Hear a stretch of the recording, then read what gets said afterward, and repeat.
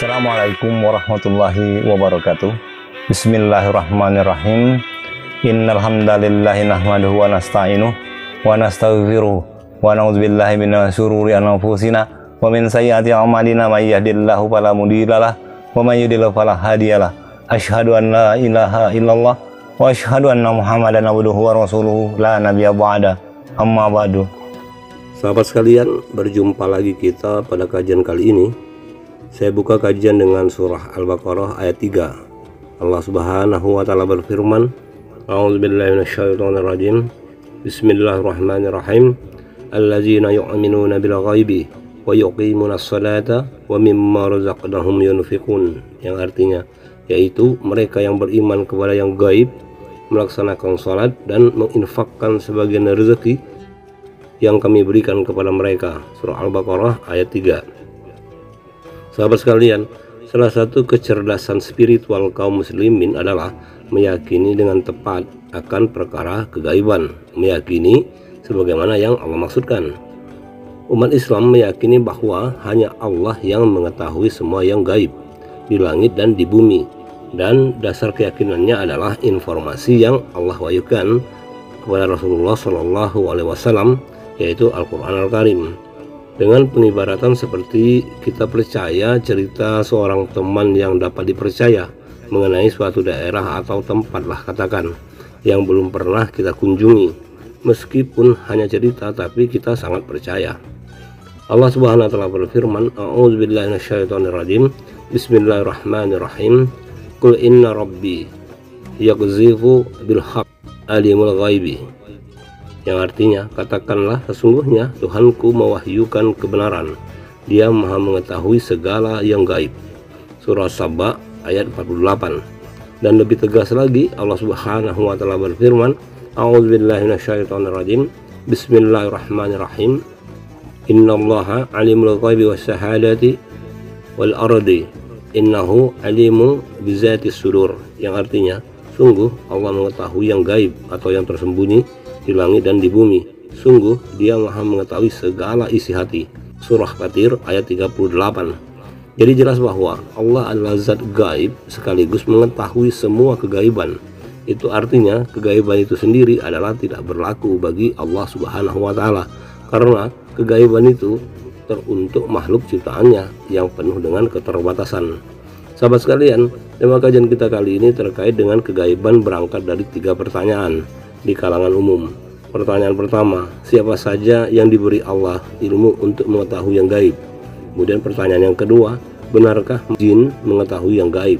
Kemudian pertanyaan yang ketiga, sebagai manusia, apakah Nabi Muhammad SAW mengetahui yang gaib? Dan jika mengetahui, bagaimana penjelasannya? Namun sebelum menjawab atau mengklarifikasi 3 pertanyaan tersebut, ada baiknya kita mengetahui terlebih dahulu definisi dari kata gaib. Menurut bahasa, kata gaib berasal dari bahasa Arab, yaitu ghaba, yaghibu, ghaiban, ghiaban, ghiabatan, wa mughiban, yang berarti tidak tampak, dan sinonimnya adalah yang tersembunyi atau tertutup, dan antonimnya adalah hadir dan tajali, yang artinya nampak atau nyata. Al-Mu'jam Al-Wasid menyebut kata berasal dari kata al-ghaibu, yang berarti khilaf as-sahadati, yaitu lawan dari yang terlihat, atau majmu'u yudroku bil khisi, yaitu kumpulan dari yang terlihat dengan indera perasa.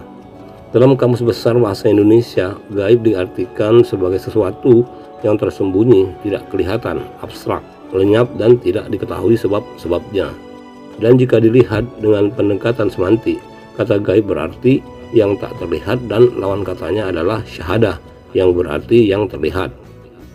Sebagian ulama berpendapat dan mendefinisikan kata gaib berarti tersembunyi dari tangkapan panca indera, penglihatan, penciuman, dan rasa. Dan ada juga yang mendefinisikan gaib adalah sesuatu yang tak diketahui, tidak nyata atau tersembunyi, baik dengan mata kepala maupun dengan mata hati. Kita telah mengkaji mata hati pada judul kajian Membuka Mata dan Makrifat Kolbu. Jika demikian, yang tidak hadir adalah gaib, dan sesuatu yang tidak dinyatakan adalah gaib. Bahkan sesuatu yang tidak dijangkau oleh panca indera juga merupakan kegaiban, baik disebabkan oleh kurangnya kemampuan maupun oleh sebab-sebab lainnya. Jadi dapatlah kita simpulkan bahwa definisi dari kata gaib itu universal, mencakup semua sisi dan dimensi, yang pada intinya sesuatu yang tidak bisa dicapai atau dilihat oleh panca indera penglihatan, mata zahir atau mata batin atau mata hati kita, seperti jin, malaikat, surga, neraka, semua perkara-perkara yang telah lalu dan yang akan datang. Contoh gaib paling sederhana yaitu suatu barang yang ada di tangan saya misalnya, bisa jadi nyata dan bisa jadi juga gaib bagi teman-teman dan saya sendiri. Seperti ini contohnya. Teman sekalian, ada pun contoh gaib yang paling sederhana itu adalah, saya berikan satu contoh seperti ini. Saya mempunyai satu buah koin, bisa dilihat koin ya. Nah, sekarang koin ini tidak usah isinya saya maupun bagi teman-teman sekalian yang bisa menyaksikan keberadaan koin ini. Namun tidak ketika koin ini nantinya kalau tidak ada lagi berada di tangan saya, maka itu artinya ini koin menjadi gaib bagi saya dan juga bagi teman sekalian. Namun tetaplah koin ini tidak gaib dalam hal dari sudut pandang mata batin kita, karena dari sudut pandang mata batin kita koin ini akan tetap ada bagi yang mengetahui. Catatannya adalah bagi yang mengetahui. Seperti ini koin ada ya. Kemudian lihat ya, ada ini, ada masih ada ya, ada. Nah, sekarang koin itu sudah tidak ada lagi di tangan saya, dan itu artinya koin tadi sudah menjadi gaib bagi saya dan bagi teman-teman sekalian juga. Gaib dalam artian dari sudut pandang mata zahir kita. Namun dari sudut pandang mata batin, koin tadi bagi saya koin itu tidak gaib. Kenapa? Karena saya tahu keberadaannya di mana, yaitu di dalam saku saya. Jadi inilah contoh dari kegaiban yang paling sederhana. Semoga dapat dipahami. Sahabat sekalian, sekarang masuk pada inti kajiannya, yaitu menjawab 3 pertanyaan di kalangan umum terkait kegaiban. Pertanyaan pertama, siapa saja yang dikaruniai Allah pengetahuan kegaiban? Dalam tanda kutip, bukan semua kegaiban, tetapi sebagiannya saja, dan itu pun atas kehendak Allah. Perlu saya tambahkan, pengetahuan dalam hal ini terbagi menjadi 3 bentuk, yaitu qaulullah ta'ala atau ayat-ayat Allah, hikmah atau ilmu dan mujizat. Siapa saja yang mengetahui kegaiban qaulullah ta'ala atau firman Allah atau ayat-ayat Allah, Allah Subhanahu wa taala berfirman, a'udzubillahi minasyaitonirrajim, alladzina yu'minuna bil ghaibi wa yuqimuna sholata wa mimma razaqnahum yunfiqun, yang artinya yaitu mereka yang beriman kepada yang gaib, melaksanakan sholat dan menginfakkan sebagian rezeki yang kami berikan kepada mereka. Surah Al-Baqarah ayat 3. Jadi semua muslim yang beriman yang mereka istiqomah sholat, rajin berinfak adalah golongan orang-orang yang mengetahui yang gaib dalam konteks keyakinan informasi ayat-ayat Al-Quran, karena Allah menghendaki mereka untuk mengetahui dan meyakininya. Dan ada banyak manusia yang tidak mengetahui, bahkan tidak mau tahu akan kebenaran dan keberadaan Al-Quran, dan itu artinya Al-Quran adalah gaib buat mereka. Kemudian lagi mengetahui yang gaib dalam bentuk hikmah atau ilmu pengetahuan, yaitu bagi para waliullah yang diberikan karomah yang dapat diartikan kemuliaan. Karomah para wali berarti kemuliaan yang Allah anugerahkan kepada wali-walinya. Setiap karomah kemuliaan yang Allah berikan kepada hamba-hambanya menunjukkan bahwa hambanya adalah orang-orang yang saleh dan berilmu, yaitu ilmu dunia dan akhirat. Karomah atau kemuliaan tidak harus tampak di hadapan manusia yang lain, meski banyak juga yang tampak, semacam karomahnya Syekh Abdul Qadir Jailani dan wali-wali yang lain. Termasuklah para imam akhir zaman ini, yaitu para pejuang syiar Islam, mengajarkan, mendakwahkan, mencontohkan, dan membumikan Islam.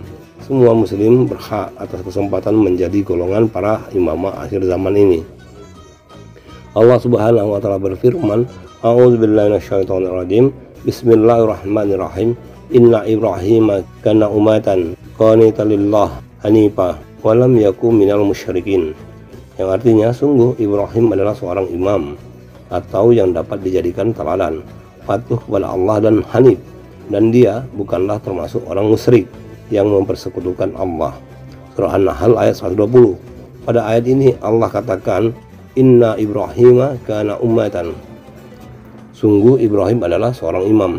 Kata seorang di sini mengisyaratkan akan ada imam-imam yang lain setelah beliau, dan ini terbukti dari jajaran keturunannya menjadi nabi dan rasul serta para imam.